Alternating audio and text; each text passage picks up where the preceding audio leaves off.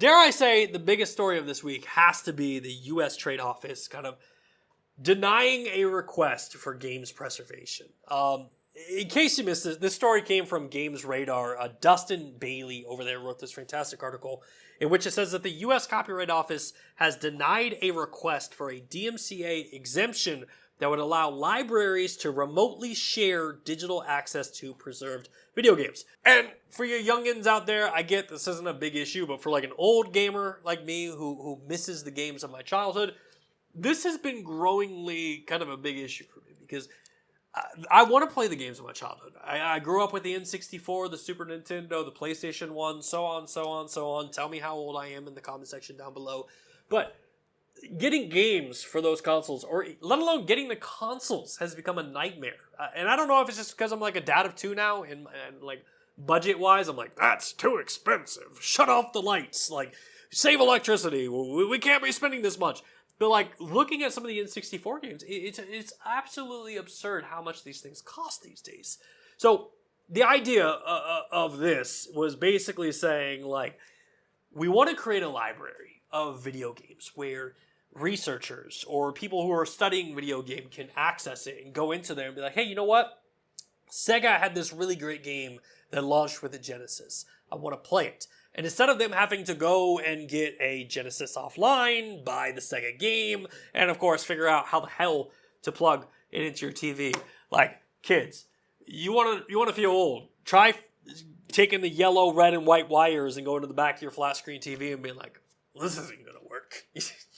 Yeah, straight to Amazon, get like an HDMI adapter, plug it in. But, I mean, God, it's just, playing retro games has become so frustrating.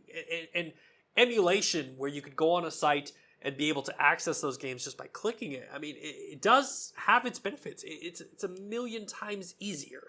And what I found interesting about this was the Video Game History Foundation estimates that 87% of all video games that have been released in the United States before the year 2010 are facing extinction, which is a wild way to word that, because now the pandas, the sea turtles, the whales, and the tigers of the world are going to have to take a back seat because all that matters is preservation of Tomb Raider.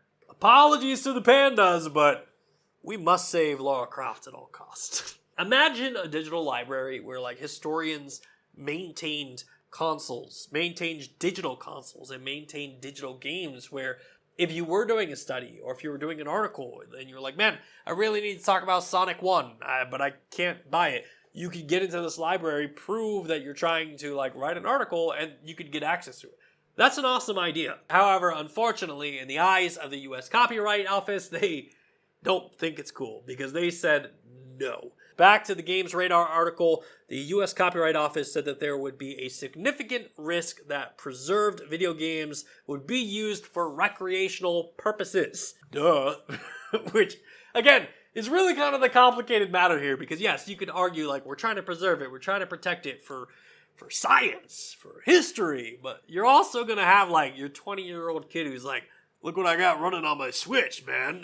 And that's the issue here. It's like, you're never going to convince the ESA or all the developers to get behind this. But again, I do think the idea of having like a video game archive, kind of like the Jedi archives that you see in Star Wars, but like it's just video games. And I could walk up to this archive in person or digitally and be like, Lord of the Rings, Return of the King, PlayStation 2.